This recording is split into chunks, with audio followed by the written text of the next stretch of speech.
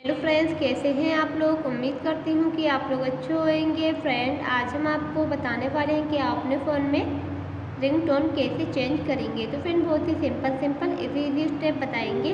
आपको देखना है और फॉलो करना है। वीडियो की पूरी जानकारी लेने के लिए वीडियो लास्ट तक जरूर देखना है।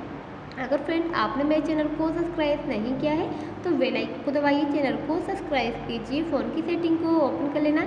ओपन करने के बाद में आपके सामने इस प्रकार के इंटरफेस आएगा। यहाँ आपको ऑप्शन देखने को मिलेंगे।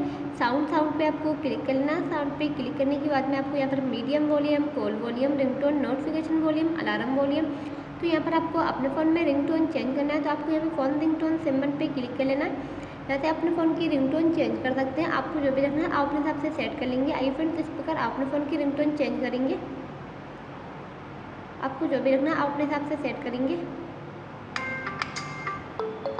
इस प्रकार अपने फ़ोन की रिंगटोन चेंज कर सकते हैं। आई होप अगर आपको मेरी वीडियो अच्छी लगी हो गाइस तो वीडियो को शेयर करें, लाइक करें। चैनल पर नए हो तो चैनल को सब्सक्राइब करें। मिलती है अगली नेक्स्ट वीडियो में। जब तक के लिए bye bye and take care.